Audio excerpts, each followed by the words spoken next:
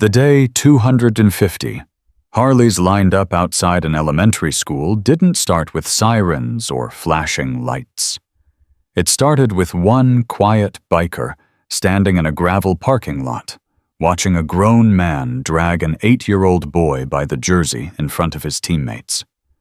By sundown, the whole league board, half the town, and one red-faced coach would be staring at a solid wall of black leather vests and cold, calm eyes. And what those bikers did that evening didn't just save one scared kid, it rewrote the rules for that school, that team, and every adult who thought they could bully a child and walk away. Before we dive into the story, make sure to subscribe to the channel and tell us in the comments where you're watching from. Your support means so much and helps us keep bringing you more amazing stories like this one. A few hours earlier, the field had looked harmless. The grass along the baselines glowed in the setting sun. The bleachers clinked with coffee cups, and bats rang hollow in the cages. On the far end of the third base bench, a small boy sat alone, knees pulled up, clutching an oversized glove to his chest like a shield. His name was Henry Leo Parker. Henry on the roster. Leo, to the few people who'd seen his face light up when he talked about baseball. Leo's uniform didn't quite fit. His socks sagged, his cap slid too low, and a streak of dried dirt ran across his cheek. He should have blended in with the other boys, just another kid figuring out how to keep his eye on the ball. Instead, there was a little pocket of silence around him. Teammates kept their distance, voices dropping whenever they glanced his way, fingers suddenly busy with loose laces. They knew what it meant when Leo went quiet and alone. Around this field, trouble had a name. Coach Miller. Coach Miller was a big man stuffed into a too-tight windbreaker, neck turning a deeper shade of red with every mistake. He didn't coach to teach. He coached to win, to stack trophies in the league office until no one dared question him. Right now, his hand was clamped in the front of Leo's jersey, bunching the fabric so tight it bit into the boy's throat. He yanked Leo up onto his toes and leaned in so close the boy could feel each word hit his face. "You're a disgrace to this team," he snarled. "You drop one more ball like that and you're done. Do you hear me?" Leo tried to nod, but the grip on his collar pinned his breath in his chest. The sounds of the field, bats cracking, kids laughing on the playground, parents talking, all dropped away. There was only the sharp burn of cloth digging into his neck, the sour coffee on Miller's breath, and the heavy thud of his own heartbeat. A thought looped through his mind, small and frantic. I messed up. I always mess up. If I were better, he wouldn't be mad. If I were better, Dad wouldn't have to see me like this. Out past the outfield fence, a low rumble rolled across the parking lot. Heads turned automatically. In this town, everyone knew that sound. A black and chrome Harley eased into a space, engine idling low before the rider killed it with a twist of his wrist. He swung a boot to the ground, shrugged off his helmet, and slicked a hand through dark hair streaked with silver. On his bare bicep, a skull tattoo grinned beneath a black, sleeveless leather vest, the Hells Angels phoenix patch bright on his back. Around here, they called him Tank. Tank hadn't planned to make an entrance. He'd gotten off work early and decided, on a whim, to surprise his boy. To lean against the fence, anonymous in the crowd, and watch Leo snag a clean fly ball for once. In his mind, there had been nachos afterward, and shy pride in his son's eyes. Instead, the first thing he saw was Leo hanging by his jersey from a grown man's fist, feet barely scraping the concrete. From where Tank stood, he could see the tremor in his boy's arms, the way his glove lay abandoned on the dugout floor like it had given up, too. For a long, tight second, old habits rose in Tank like a punch. His fingers curled around his helmet until the leather creaked, every muscle from his jaw to his shoulders begging to close the distance and put Miller flat on his back. He knew exactly how to do it. The moves lived in his bones from a younger, angrier life.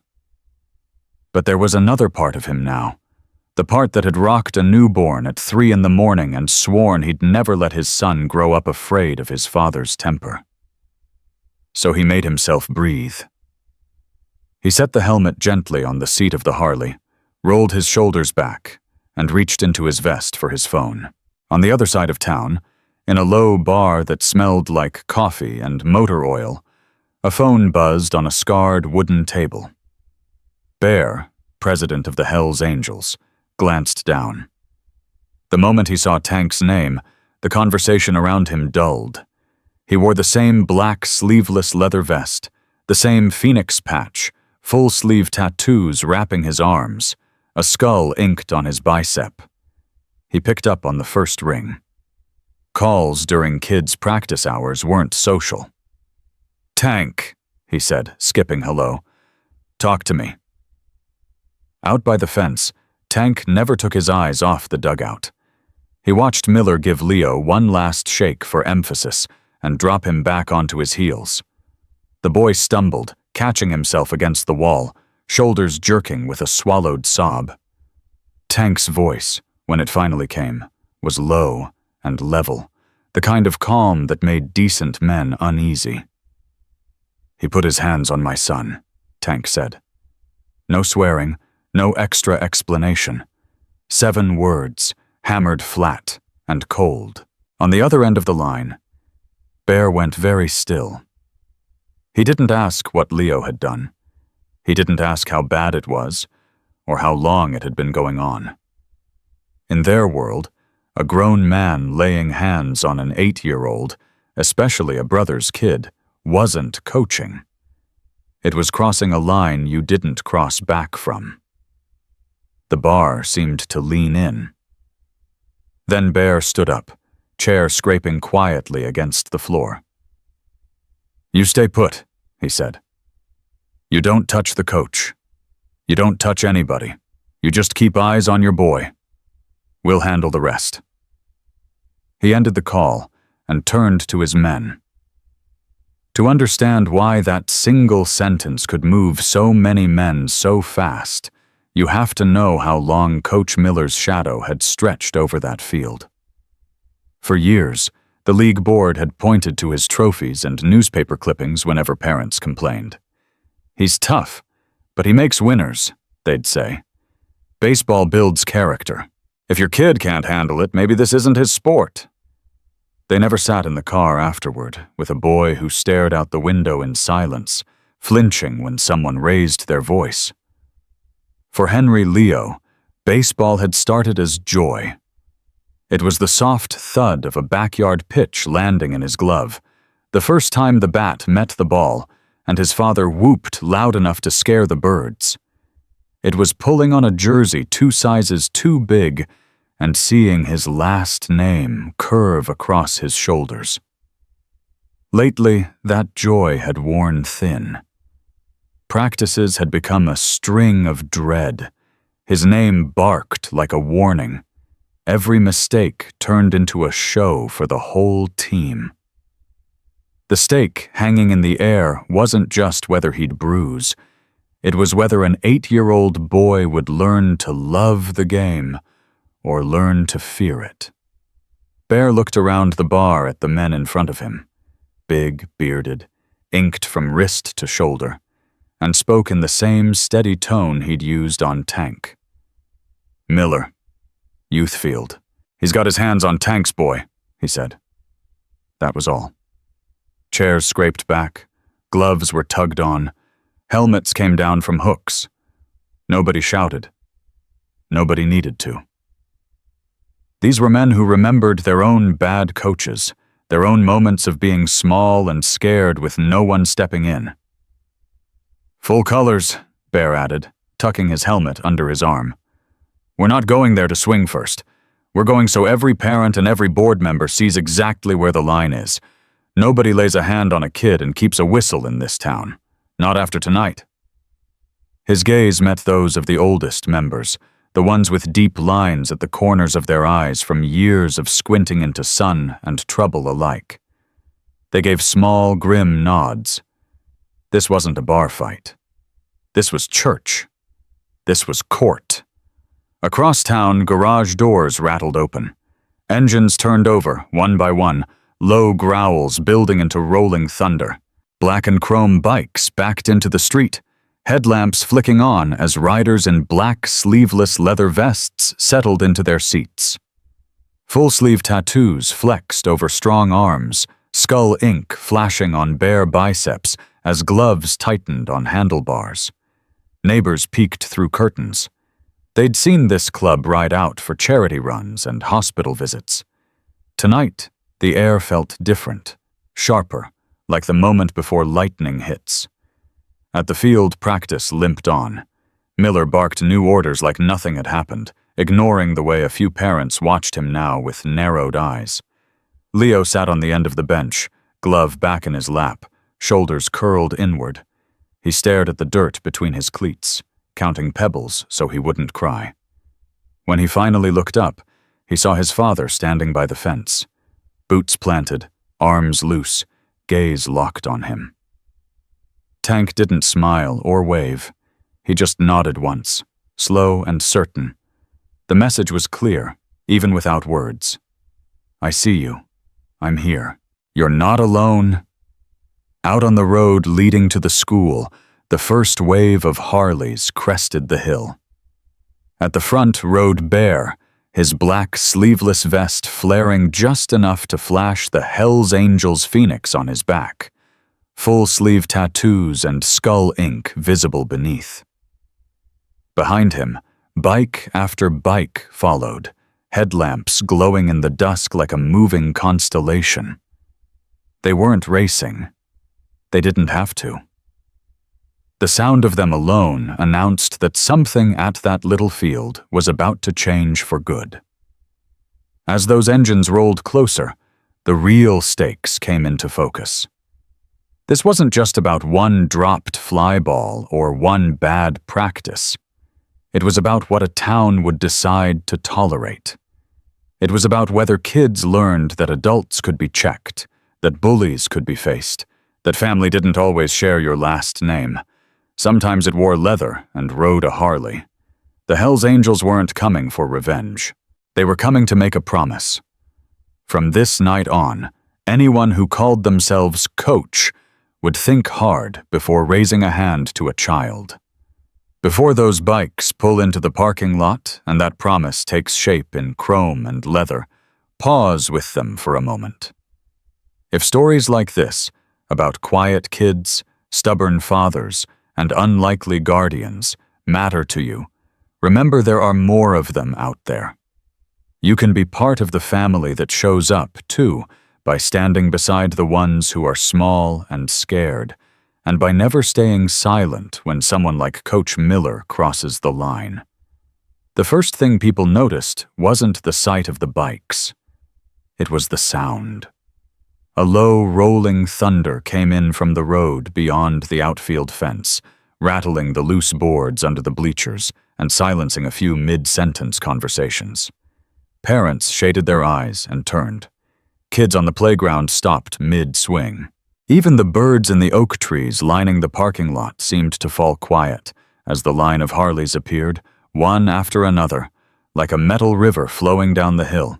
They poured into the lot in an orderly column, not racing, not fishtailing, not showing off. Each rider eased into a space, kickstand down, engine idling just long enough for the next bike to roll in. Black sleeveless leather vests flashed under the sinking sun, the Hells Angels phoenix patch catching the light. Full-sleeve tattoos flexed as gloved hands twisted throttles off. Skulls inked on biceps shifted under skin as men swung their legs over and stood up in one fluid, practiced motion. To anyone who'd never seen them before, they looked like trouble.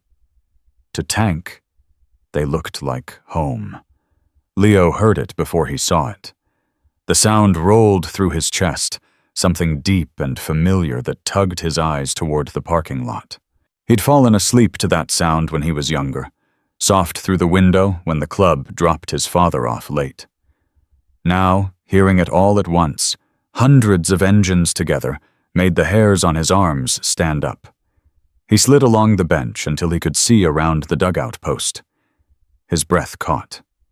The whole lot was filling with bikes, more than he'd ever seen in one place. And in the middle of them, walking forward like the tide parting around a rock, was Bear.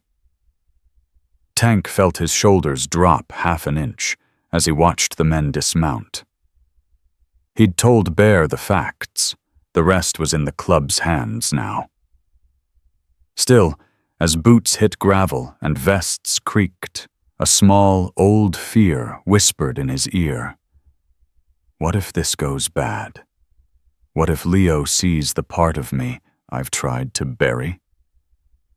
He tightened his jaw, forcing himself back to the promise Bear had made on the phone. No swinging first, no chaos. This wasn't about Tank's pride. It was about a boy who'd just learned that grown men could hurt you and no one would stop them. Until now.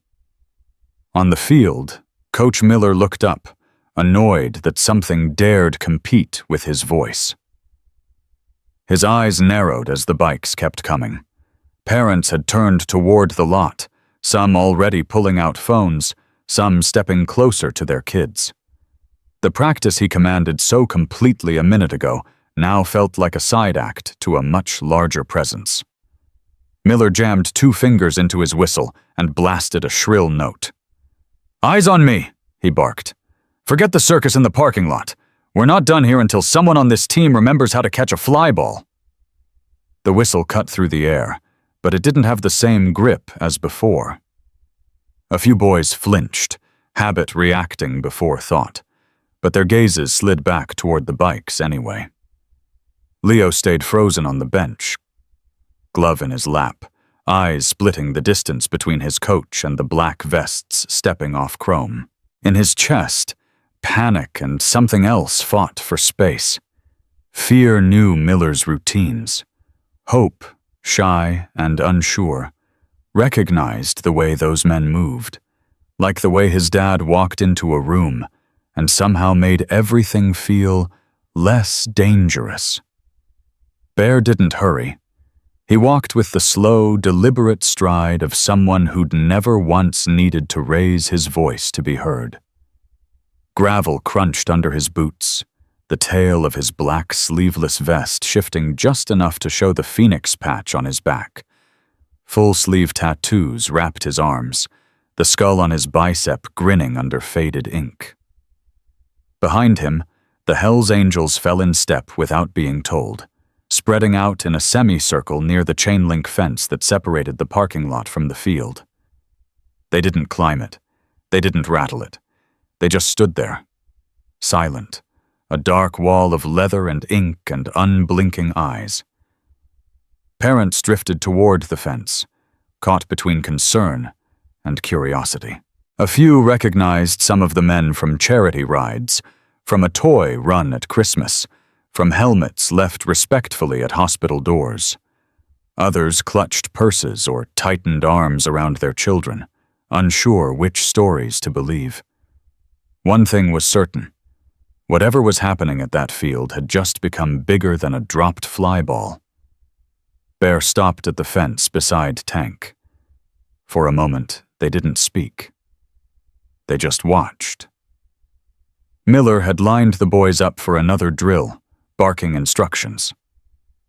Leo stood at the end of the line, shoulders hunched, glove loose in his hand. The collar of his jersey was still rumpled where fingers had twisted it. Bear's eyes took it in, the little details that told the story Tank hadn't needed to describe.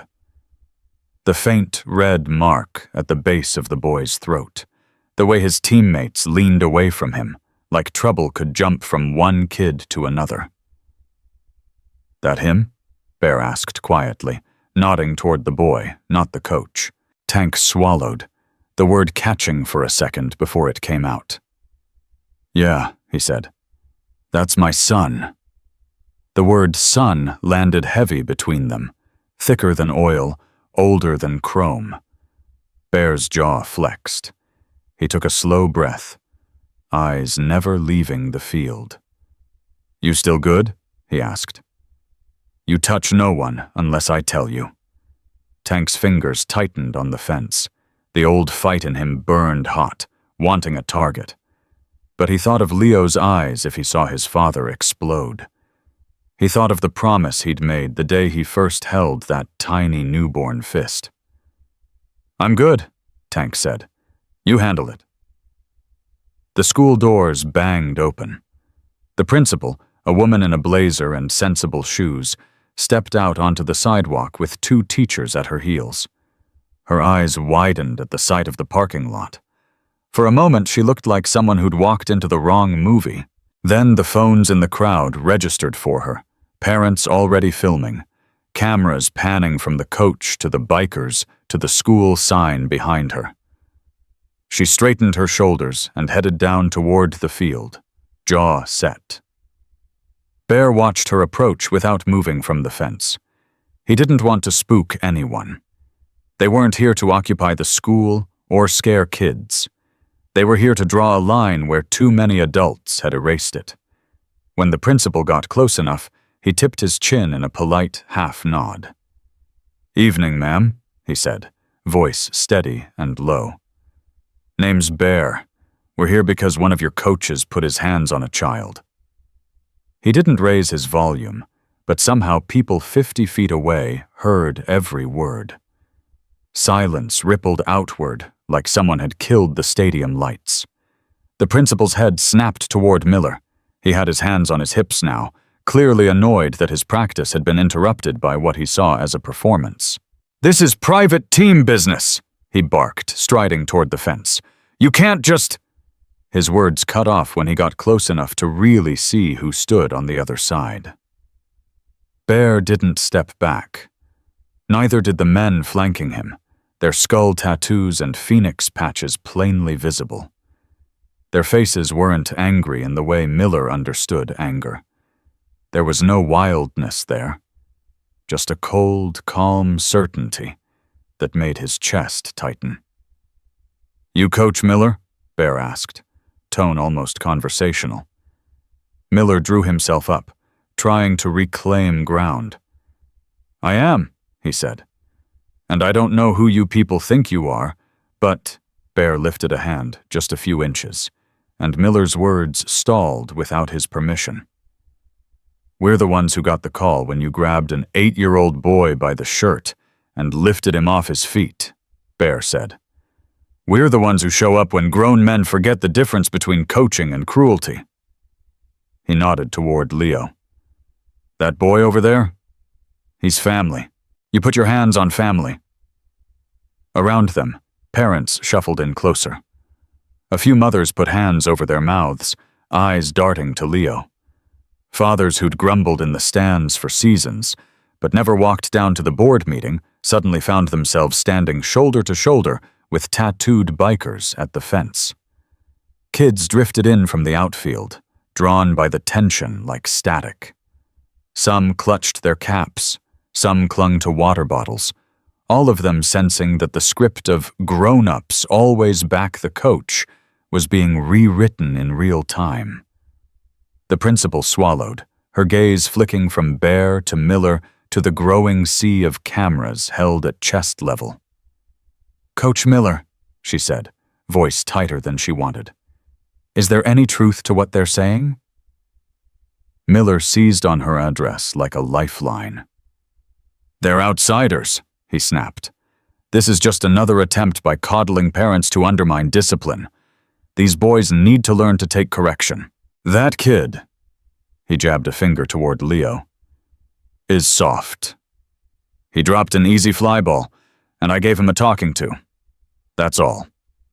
Bear's eyes narrowed just slightly. "A talking to," he repeated. "That what you call it?" He didn't look at Miller when he spoke next. He looked past him, straight at Leo. "Hey, kid," Bear called, voice lowering, gentling in a way that made a few parents blink. "Henry Leo, right? You mind coming over here a second?" Leo froze. Every instinct told him to stay small, stay quiet, avoid attention. But Tank gave another one of those slow, steady nods, his knuckles white on the fence. Leo's legs felt like they were filled with sand, but they moved anyway. He walked up, glove pressed to his stomach like armor. Bear crouched a little to take some of the height out of things, the leather of his vest creaking softly. Up close, Leo could see the details of the phoenix patch, the tiny nicks in Bear's knuckles, the gray threaded through his slicked-back hair. His eyes, dark and steady, didn't look scary. They looked serious. "Henry," Bear said quietly, low enough that if the field had been noisy, only the closest folks would hear.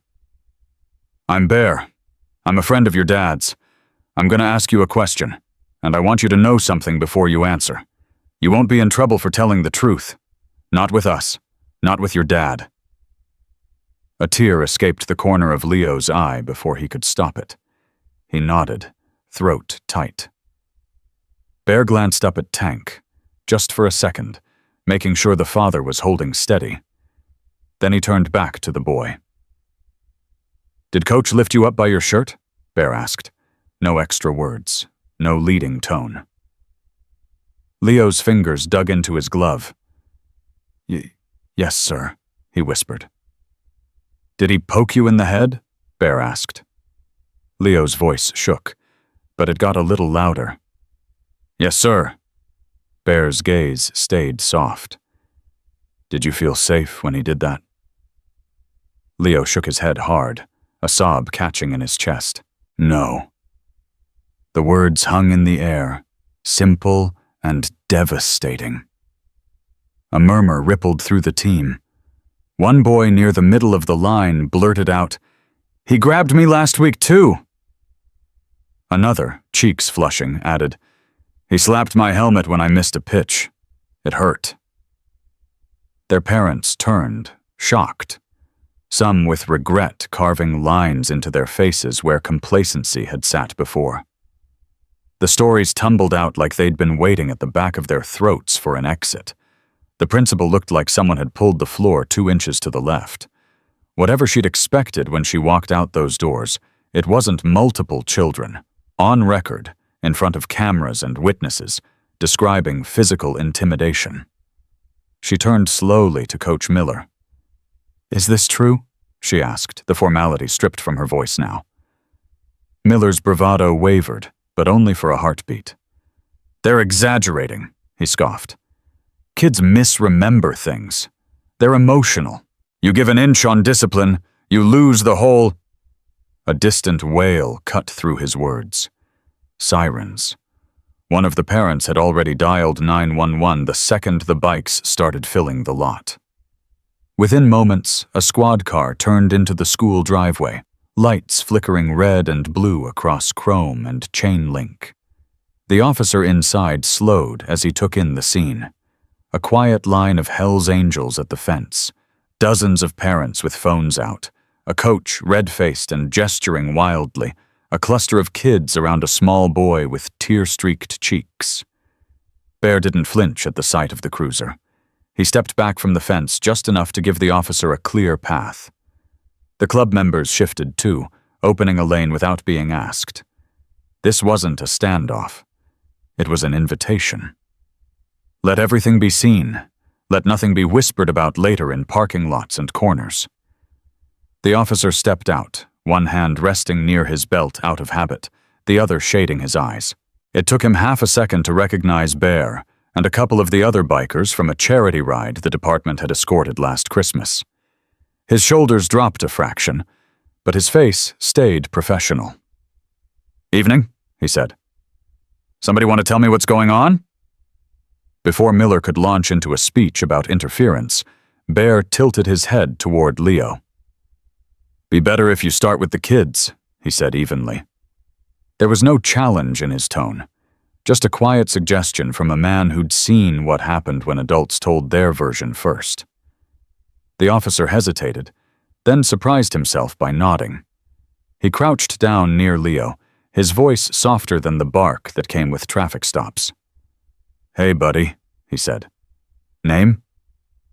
"Henry Leo," the boy mumbled. "Henry Leo," the officer repeated. "You mind telling me what your coach did today?" Leo told him. Halting at first, then steadier as the officer's pen scratched over his notebook and nods from Bear and Tank anchored him.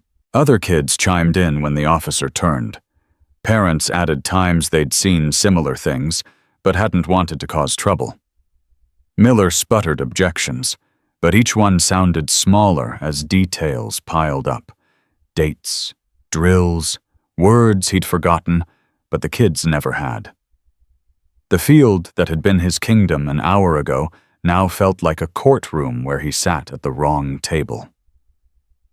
The officer rose slowly, closing his notebook. He looked at the principal, at the cluster of parents, at the wall of bikers who had stayed behind the fence the whole time. "I'm going to forward this to CPS and the district," he said. "For now, Coach, I'm going to ask you to step away from the kids tonight. Practice is over." Miller's face went bright red. "You can't do that," he exploded. "We've got a tournament this weekend. You have no right to—" Bear's voice slid into the space between Miller's words like a door quietly closing. "He has every right," Bear said. "Those aren't your punching bags. They're children. You lost the privilege of standing in front of them the first time you decided fear worked better than teaching." He didn't raise his voice. He didn't move closer than the fence. And yet somehow, every person on that field felt the weight of what he said. The principal took a breath that seemed to drag half the town through her lungs. "Coach Miller," she said, tone formal in a new way. "You're suspended from all coaching duties, effective immediately, pending investigation. I'll notify the league board tonight. There will be no practices or games on this field until we sort this out." Her words carried beyond the diamond, up to the classrooms where after-school clubs were meeting, out to the buses parking on the side street. Teachers poked their heads out of doors. A janitor paused mid-mop. For one stunned moment, the normal hum of school life faltered and stopped. That was how the Hells Angels shut down a whole school. Not by storming hallways or kicking down doors, but by forcing the people in charge to finally hit stop on a machine that had kept running over small voices for years. The principal turned to the officer. "Can you stay while we dismiss the kids?" she asked. "I want everyone to go straight home. No after practice hanging around tonight." The officer nodded. "Yes, ma'am." Over the loudspeaker, her voice soon echoed. "Attention students and staff. All after-school activities are canceled. Please prepare for immediate dismissal." Buses that would have left in staggered waves now lined up at once. Club meetings broke up early. Teachers walked kids out in small groups, eyes flicking to the parking lot, where a strange council of leather and authority stood side by side. The routines that made up the background noise of the school day, the ones kids trusted even more than bells, had been interrupted. Not for a snowstorm, not for a fire drill, but for the sake of one small boy in a dirty jersey and the others who'd been too scared to speak. Coach Miller ripped his whistle off his neck, the cord snapping loudly. He shoved it into his bag so hard the zipper snagged. As he trudged toward the lot, every step felt heavier. The boys didn't follow him. They clustered near their parents and teachers, some glancing nervously his way, others steadfastly looking at the ground. He could feel the weight of phone cameras on his back like sunburn. The usual comfort of the board's protection suddenly felt thin as tissue paper. As he passed the line of bikes, several Hells Angels turned their heads to watch him. No one stepped into his path. No one spat insults. The silence said enough. It said, "We saw you." It said, "We know what you did." It said, "Whatever happens next, you won't be able to pretend no one ever called you to account." Miller avoided their eyes, fumbling his keys, finally slamming his car door harder than he meant to. The engine started, but as he pulled away, it sounded small and strained against the low, steady purr of the bikes. When the immediate storm had passed, when Miller's taillights disappeared and the principal headed back to her office with the officer, Bear finally stepped through the gate onto the field. A few bikers followed, spreading out just enough to give space but still form a quiet backdrop. Tank walked beside him. Leo stood near home plate, cleats scuffing the dirt, unsure where to put his eyes. Bear stopped in front of the boy and his father. He looked at Tank first. "You did good," he said simply. "You called. You didn't swing." Tank's throat worked. Coming from anyone else, it might have sounded patronizing. From Bear, it landed like a medal pinned on a chest. He nodded, not trusting his voice yet. Then Bear turned to Leo. "You did good too," he told him. "You told the truth, even though it was scary. That's harder than catching any fly ball." Leo sniffed, swiping at his cheeks with the back of his hand. "I messed up the ball," he whispered, shame still gnawing at him. Bear shook his head slowly. "You dropped a ball," he said. "That's baseball. Everybody drops one. What matters is what the people around you do when it happens. A coach is supposed to help you figure out how to catch the next one, not make you afraid to ever try again. You understand?" Leo looked up, really looked, and for the first time that day, a tiny spark of something like relief flickered in his chest. He nodded. Around them, other bikers knelt to talk to kids, their big, tattooed arms resting lightly on their own knees so as not to crowd small bodies. They swapped stories about missed catches and blown plays from their own childhoods, laughing softly at themselves. A few held out fists for timid knuckle bumps, big skull tattoos stark against the soft curve of a child's knuckles. To anyone driving by, it might have looked like a strange gathering. To the kids on that field, it felt like proof that big didn't always mean dangerous, and tough didn't always mean cruel. The sun dipped lower, painting the field in gold, the bases casting long shadows. The school's routines had been broken for the night. Tomorrow there would be meetings and statements and a lot of adults scrambling to explain why it had taken a wall of motorcycles to make them listen. But standing there in the dirt, breathing in the mingled smells of grass and gasoline and sweat, Leo didn't care about tomorrow yet. For the first time in a long time, he wasn't afraid to wear his jersey. The field looked different in the half-light after the buses left. Trash barrels stood like sentries along the foul lines, and a stray ball lay forgotten near second base. The chatter of kids had faded into distant engine noise and the occasional car door closing. What hadn't faded was the feeling that something had been knocked loose and couldn't quietly slide back into place. A line had been drawn in the dirt, and no one could pretend not to see it. Within an hour, the league board's group chat lit up. Screens buzzed on kitchen tables and nightstands, links to shaky phone videos, messages from the principal, copies of the officer's preliminary report. Some board members tried to calm the storm with the same old phrases. "We should wait for all the facts." "He's won championships for us." "Parents are too sensitive these days." But this time, the facts weren't whispered in hallways. They were written in statements, recorded on camera, spoken in quavering 8-year-old voices that no one could unhear. 3 days later, the town's community center smelled like coffee, old varnish, and nerves. The league board had called an emergency meeting. Word had spread faster than any tournament schedule ever had. Parents came straight from work, still in scrubs, uniforms, and business slacks. Teachers found a seat in the back. And along the far wall, filling the last row but not a single aisle, sat the Hells Angels. They hadn't come in riding hard or revving engines. They'd parked a few blocks away, walked in quiet. Black, sleeveless leather vests with the Hells Angels Phoenix patch rested against metal folding chairs. Full-sleeve tattoos curled along forearms, skull tattoos on biceps catching the fluorescent light. They didn't cross their arms to look threatening. They folded them to keep their hands still. They weren't here to vote or to scare anyone into a decision.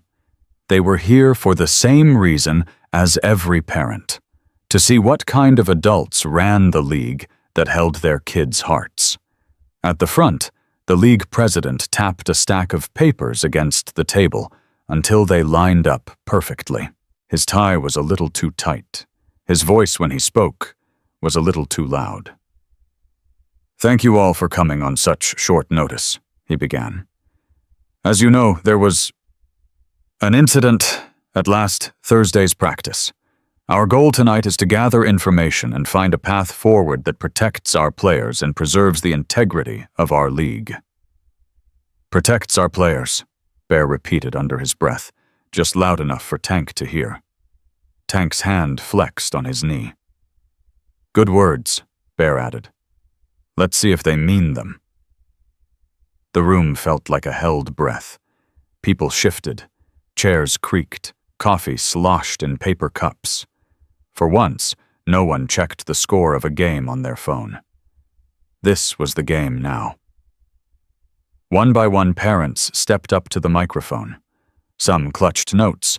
Others spoke straight from memory. They talked about how their boys had changed over the season, how laughter had shrunk, how stomach aches spiked on practice days. They shared the little details, helmet slaps, jersey yanks, words that sounded like motivation, until you saw the way a child flinched at a raised hand. The board members listened, some with folded arms, some with eyes fixed on the table, some looking like they'd swallowed something sharp. When it was Tank's turn, he didn't bring notes. He walked to the front in his black, sleeveless vest, boots thudding softly on the linoleum, skull tattoo visible on his bicep. You could feel the room's hesitation tighten, prejudice and stereotypes catching on the sight of leather. Then he spoke, voice even, almost quiet. "My name is Daniel Parker, but most folks call me Tank," he said. "My son is Henry Leo. You've heard his name enough this week. You've probably heard mine, too." He told them what he'd seen. No embellishment, no extra heat. Just the picture that had burned into his mind. His boy on his toes, shirt twisted, a grown man's finger stabbing at his forehead. He talked about the phone call, about how it had felt to choose his club over his fists. "I came here tonight," he said, "not because I hate this league, but because my son loved this game before he met that man. I'd like him to have a chance to love it again. I'd like other kids to never have this story at all." When Tank stepped down, the room was quiet. The league president cleared his throat. His eyes had drifted more than once to the back row where the black vests sat. You could see him wrestling with the part of himself that wanted to ignore them, and the part that knew ignoring them had started this mess. At last, he gestured. If the representative of the Hells Angels would like to say something, we'll hear it now," he said. Bear rose slowly. He walked to the front with his thumbs hooked loosely in his belt, tattoos moving under his skin like old stories. When he turned to face the crowd, the room went still. "Name's Bear," he said simply. "I'm president of the local Hells Angels chapter. We're not a part of your league. We don't want to be. But some of our brothers' kids play on your fields. Some of yours will grow up and ride with us, or work in our shops, or sit next to us in church. That makes what happens out there our concern, too. He didn't rant. He didn't threaten. He told them what he'd seen on the field, what he'd heard from Leo and the other boys, what the officer had written down. Then he did something unexpected. He turned from the board to the crowd. "Some of you in here have been gritting your teeth through this for years," he said. "You told each other in the parking lot, and then you drove home and hoped next season would be better. I'm not here to shame you. I know what it's like to feel like the people in charge won't listen. But I will say this.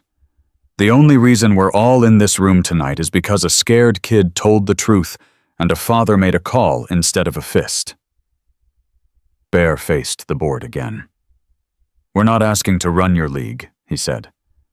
"We're asking you to do what you say on your mission statement, to create a safe environment for kids to learn and grow. That means no coach, not one, gets to put his hands on a child in anger. That means you make it easy for kids and parents to speak up without being called soft. And if you need help writing that down or enforcing it, we'll sit at the table with you. In vests, in jackets, in whatever makes you comfortable. We don't need our name on anything. We just want our kids to walk onto those fields without wondering who they have to be afraid of." The board huddled in the corner after the testimonies, voices low, faces pale under the fluorescent lights. They weren't just weighing one coach's fate. They were staring at the cost of years of looking the other way. Behind them, the crowd murmured. Then fell silent, then murmured again. Parents leaned toward each other, sharing looks that said, "If they don't fix this, we will." The Hells Angels sat still as carved stone along the back wall, an unmoving line of witnesses. When the league president came back to the microphone, the stack of papers in his hands shook just a little. After reviewing the officer's report, the principal's statement, and the testimony given here tonight, he said, the board has voted unanimously to terminate Coach Miller from all coaching duties and to permanently ban him from league activities. A long breath seemed to leave the room all at once. Effective immediately, he went on, we are suspending all practices and games for 1 week while we implement a new code of conduct and reporting procedures. We'll be establishing a hotline and an independent committee to handle complaints, and we will be requiring training for all coaches on appropriate discipline. It wasn't perfect. It wasn't a magic wand. But it was a start, a real, written, on-the-record start. A few parents clapped, the sound hesitant at first, then growing until it filled the room. Some cried quietly. Some just sagged in their seats like someone had finally taken the weight off their shoulders. Tank closed his eyes for a moment, letting the words sink in. Fired. Banned. New rules. New ways to be heard. Leo might not understand all the details yet, but he would feel the difference on the field. A week later, the field smelled like cut grass and fresh chalk. The sky was a clear, clean blue, the kind that made you forget storms for a while. Leo stood near the dugout, fingers fidgeting with the brim of his cap. The new coach, a soft-spoken math teacher named Mr. Reyes, who'd volunteered after years of helping his own kids in the backyard, called the team over with a simple clap and a smile, not a whistle blast. "All right, guys," Mr. Reyes said, voice steady, eyes kind. "First things first. I know last week was a lot." A ripple of uneasy laughter passed through the group. "Here's the deal," he went on. "We're going to work hard. We're going to try stuff. We're going to mess up. That's how this works. My job is to help you get better, not to make you afraid to play. You drop a ball, we talk about how to catch the next one. Nobody here is going to get grabbed or shoved or scared on purpose.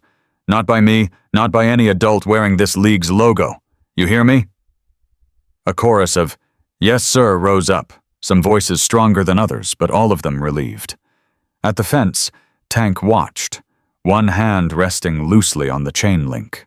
Beside him stood Bear and a couple of other bikers, still in their black, sleeveless vests, phoenix patches and skull tattoos visible. This time, the parents near them didn't edge away. Some nodded greetings. One mom brought over a thermos of coffee without being asked who they were there for. The biker's presence didn't feel like a siren anymore. It felt like a shadow that chose where to lean. Mr. Reyes moved them into flyball drills. "Leo, you're up," he called. The name still made Leo's stomach flip, but it wasn't the cold drop it used to be. He jogged out to shallow left field, glove feeling heavy in his hand. Mr. Reyes tossed the ball into the air, the white leather spinning lazily against the blue. As it climbed, time stretched. Leo heard the distant murmur of parents talking, the soft rumble of a bike idling somewhere down the street, his own heartbeat thudding behind his ribs. The ball came down a little faster than he expected. It smacked off the heel of his glove and bounced away, rolling into the grass. For a split second, everything inside him seized. He braced for a shout, for fingers on his shirt, for the burn of humiliation. Instead, he heard Mr. Reyes's voice, calm and matter-of-fact. "Okay, pause," the coach called. "Leo, come here a sec." The boy walked in, shame prickling his ears. Mr. Reyes held up the ball. "You got under it," he said. "You tracked it. That's good. It hit here instead of here." He tapped the glove's pocket. "Next one, I want you to watch the stitches and pull it in like you're hugging it. Got it?" Leo nodded. "We're trying again," the coach added, "because that's what we do with mistakes. We try again." The next ball arced higher, hanging for a heartbeat against the sun. Leo squinted, adjusted, remembered the hug. The ball dropped into the pocket of his glove with a satisfying thud. His knees bent to absorb it, and he squeezed tight. For a second, he didn't move, afraid that if he breathed, it would fall out. Then he heard clapping from the sideline. Parents, kids, even a low whistle from one of the bikers at the fence. Leo grinned, a real grin this time, and threw the ball back in. By the end of the season, the league looked different. The code of conduct hung on the wall of every dugout, not as wallpaper, but as a promise signed by every coach. Complaint forms sat in a clearly marked box near the concession stand. Kids knew they could talk to a designated player advocate if something felt wrong. And once a month, the league hosted something new. Family Day. On Family Day, dads in work boots and moms in office shoes trotted awkwardly around the bases with their kids, laughing at themselves. Coaches ran silly relay races. And at the far end of the field, a cluster of Hell's Angels bikes sat like a museum exhibit.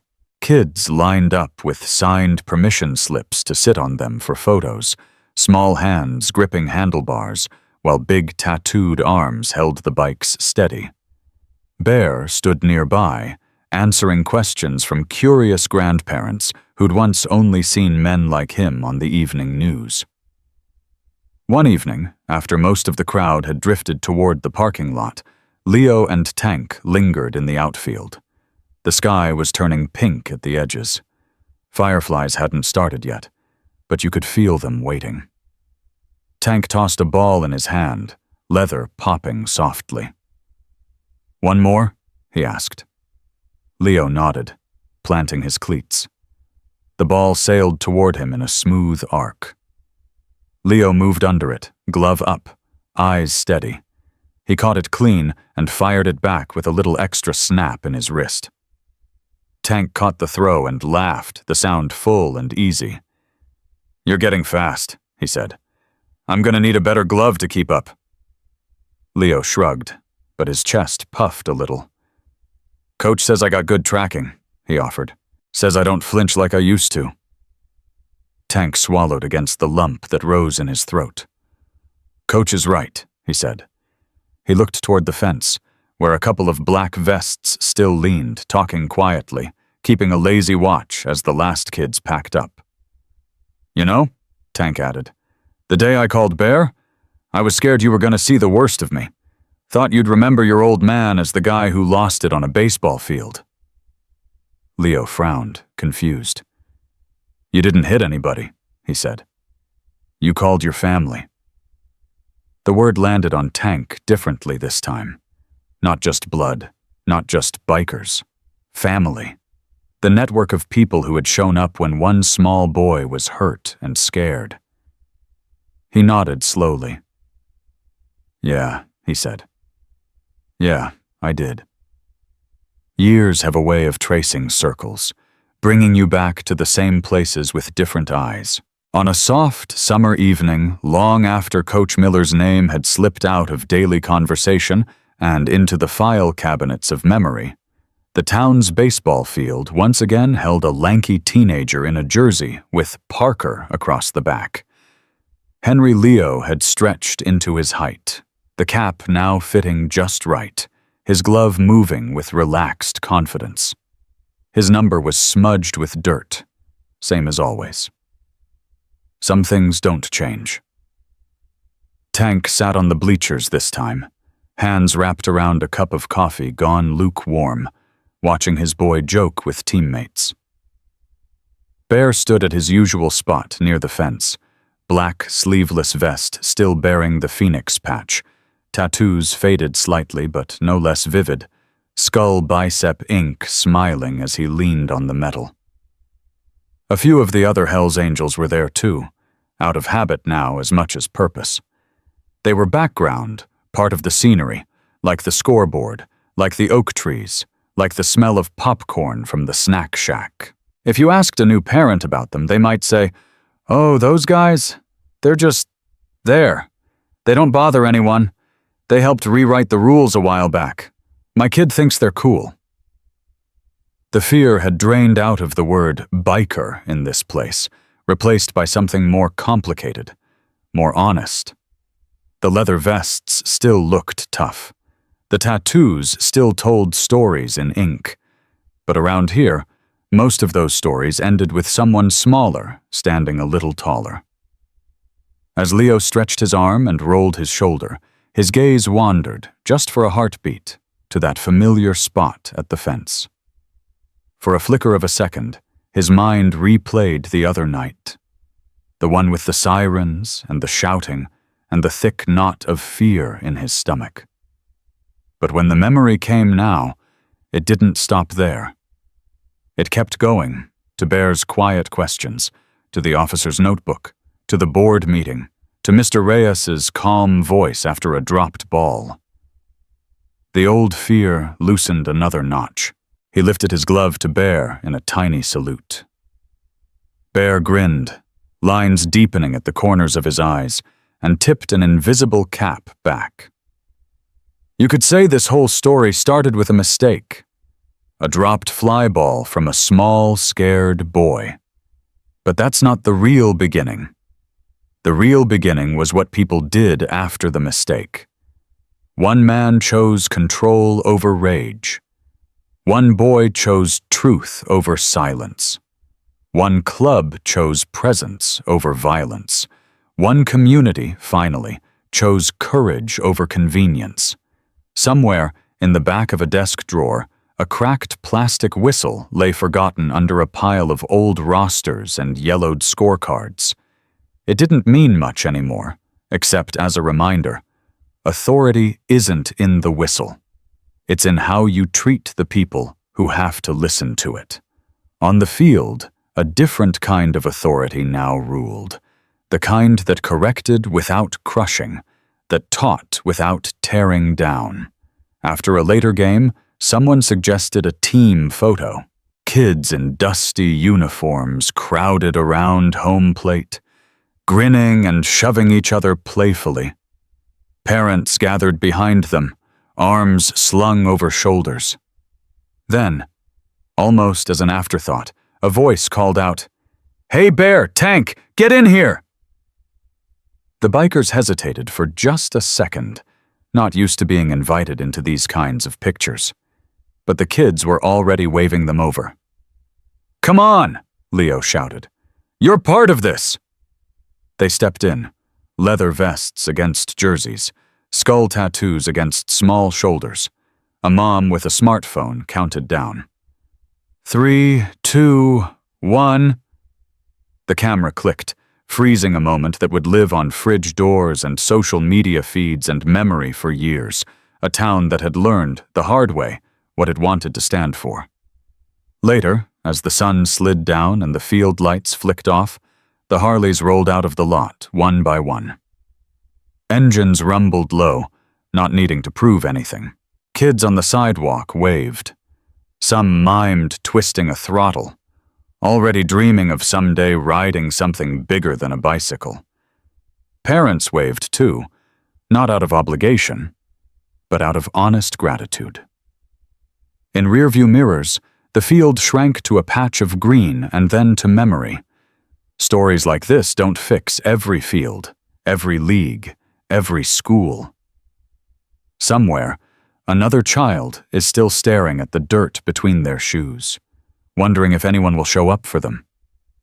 But what happened in that little town hangs in the air like tire tracks on a dusty road. It whispers, "You don't have to stay quiet. You don't have to let 'that's just how he is' be the final word. You can draw a line. You can step up. You can pick up the phone instead of the fist." In the end, the lesson wasn't written on any scoreboard. It was written in the way Leo squared his shoulders when he walked onto the field, in the way coaches now bent down to talk eye to eye instead of towering over kids, in the way a town's heartbeat shifted each time engines rolled by. Heroes don't always wear capes. Sometimes they wear leather and full-sleeve tattoos and a skull on their bicep. Sometimes they stand behind a fence instead of on a pedestal. And family? Family is who shows up, who stands still when everyone else looks away, who lines the edge of a field in black vests and calm eyes and says, without shouting, "Not this kid, not today, not ever again." So if you're listening to this from a kitchen table, or a hospital chair, or the parking lot outside some field where your own kid is trying to be brave, remember Leo. Remember Tank's phone call. Remember the way a quiet wall of bikers shut down a whole school not with fists, but with presence and truth. And remember, you might not ride a Harley or wear a patch, but you can still be the one who shows up. Because heroes don't always wear capes. Sometimes they wear leather. And family is who shows up when it counts. Before we wrap this story, if it meant something to you, don't forget to show it. Hit the like button, share this video with someone who loves a good heart story, and subscribe to Gentle Bikers so you don't miss the next ride. And down in the comments, tell us where you're watching from and who you're riding for in your life.